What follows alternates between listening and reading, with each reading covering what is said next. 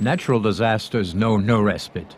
They might be foreseen, but in most cases, populations must suffer through them, often while totally helpless. From New Orleans to Indonesia, no country, no people is sheltered. These disasters cause increasingly greater destructions. How do you explain that? What is at stake is man's increased vulnerability. Population growth, runaway urbanization, high-rise building, a damaged environment are just a few of the factors explaining expanding human and material casualties. For a decade, the French Red Cross has helped populations to be better prepared against natural disasters. To reduce a disaster's impact is first and foremost to save lives.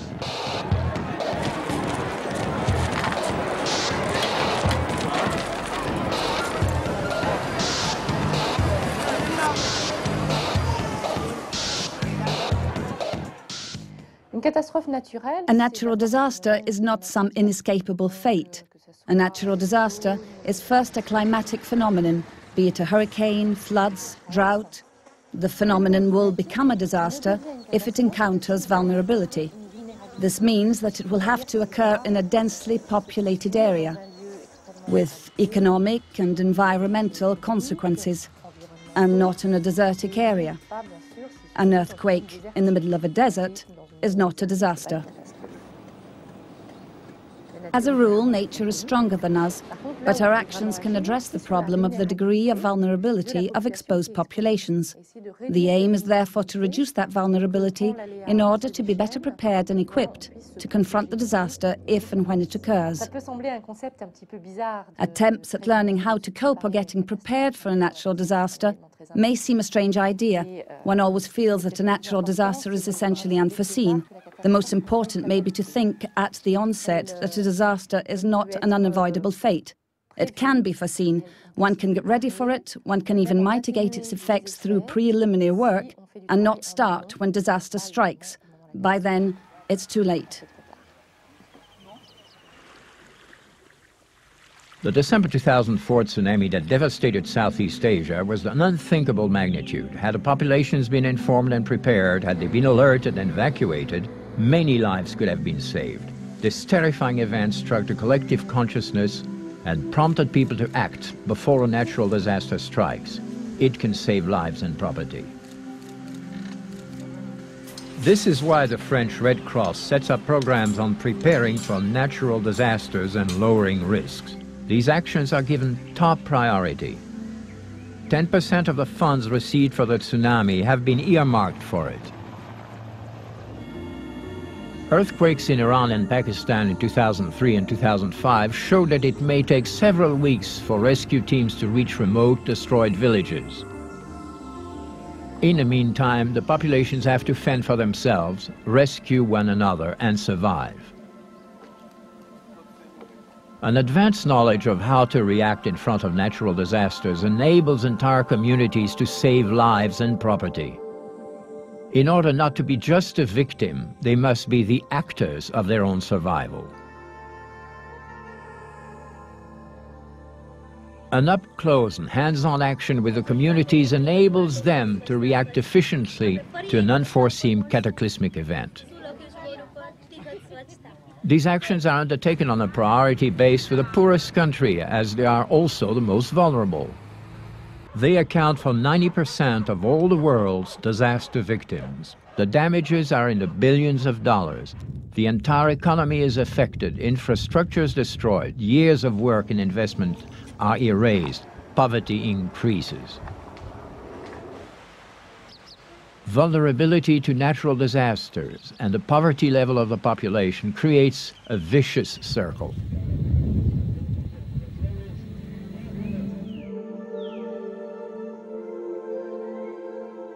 This is the case for countries constantly hit by natural disasters. Take, for instance, Haiti and its population of 8 million. Between 2000 and 2005, it was hit by 9 hurricanes, 11 floods, and 1 drought. The state simply does not have the structures or organization to cope with such disasters. Human, material, and financial needs are insufficient. In such a context, the support the French Red Cross has provided to Haiti since 2001 is more than a necessity. It bolsters the capacities of Haiti's Red Cross, it keeps the population informed and prepared. Haiti is a country totally exposed to national disasters such as hurricanes, floods, earthquakes, landslides. If no preventive measures are taken, the number of victims will increase.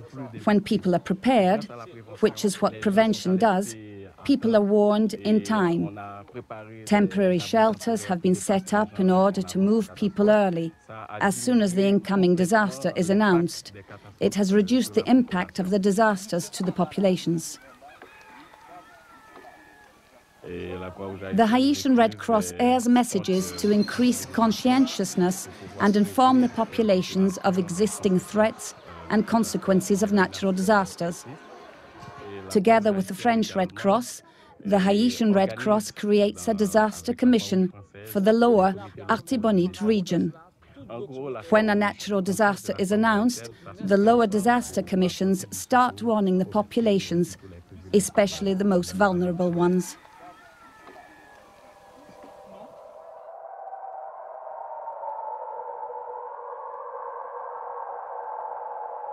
There are other examples of such partnerships between the various Red Crosses. In 2004-2005, Hurricanes Ivan and Emily devastated the island of Grenada. The French Red Cross responded to the call for help by the Grenada Red Cross, totally overwhelmed by the sheer size of the disaster. These hurricanes caused very important damages. More than 85% of all habitations and buildings were hit. Thanks to international solidarity and the work done by all the inhabitants, material damages were largely repaired.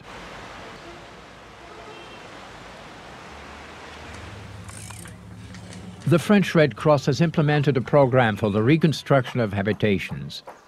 More than 800 houses were rebuilt. Roofs and structures have been made hurricane resistant.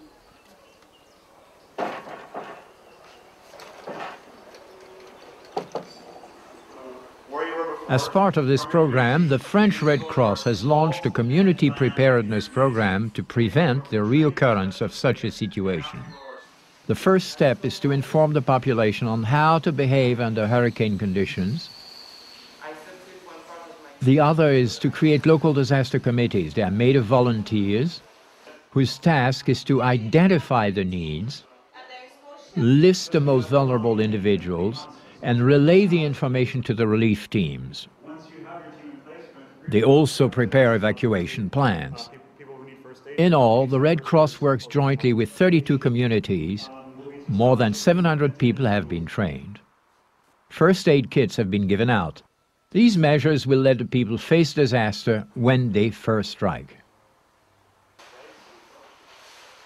And the Red Cross has also implemented micro-projects.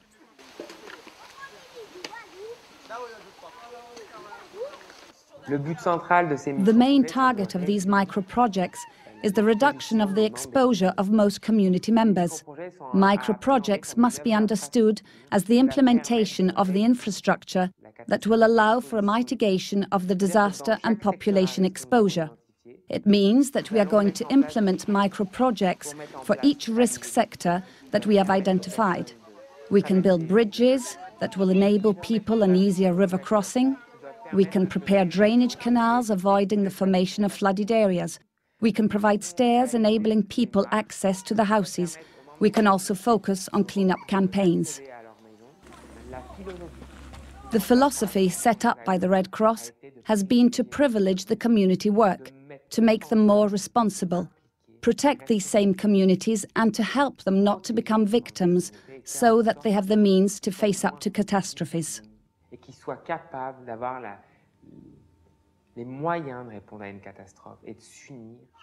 The aim of the French Red Cross is that when it is gone, these committees remain active and help people to work, create projects, protect themselves, and in turn create other micro-projects. All we want, and what counts most, is the creation of dynamics.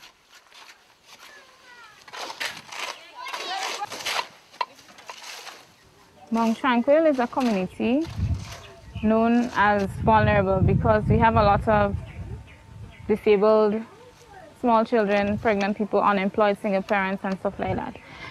This area is prone to flooding. This house right here, when the drain is flooded, it comes into the yard, so that is why we're trying to limit the amount of water that comes in the yard.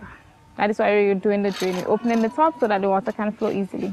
The project we're working in, though, is under the French Red Cross. The community that we put together are working to help complete the program. It's not for money, it's just self-help. We work on Saturdays and Sundays.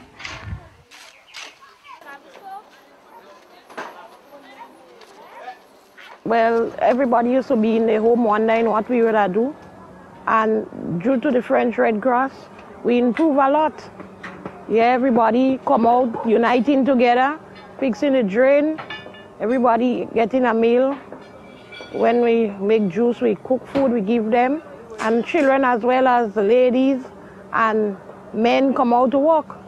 Yes, and that's very good. So the drain is good benefit.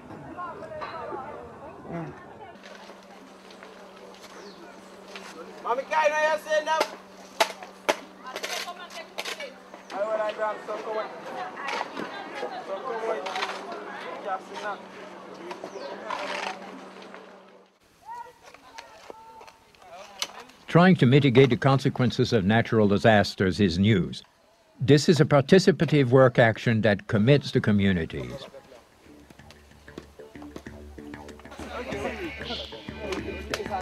Some success stories. In Mozambique in 2001, 34 inhabitants were protected from floods thanks to emergency teams. Same year in Cuba, 600,000 evacuated as Hurricane Michelle closed in. Efficient information, mobilization of volunteers. As a result, costs remain low. Few organizations focus on the consequences of natural disaster. Humanitarian Services of the European Commission is fully aware of it. Mitigation and preparedness were until a very recent date essentially considered more a cost than an investment. Yet one knows full well that such actions will result in avoiding some disasters and colossal costs.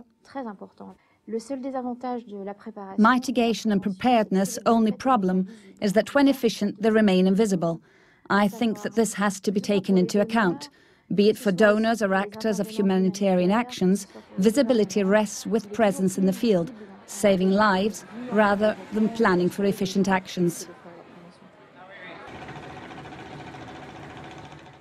Risk prevention is not a domain that sells well in the media. It is a discrete activity and yet an essential one. Its importance becomes obvious over time and is one of the cornerstones in a logic of sustainable development. Looking at the Millennium Targets defined by the United Nations, they all have a dimension that could take into account natural disasters mitigation. The word was never spoken. Using a very real Millennium Target, education, for example, 60% of all schools to be built will collapse on the pupils at the first earthquake. That aspect of the problem has not been taken into account. The reason? It was never fully understood, and because the link with lowering poverty has not always been connected.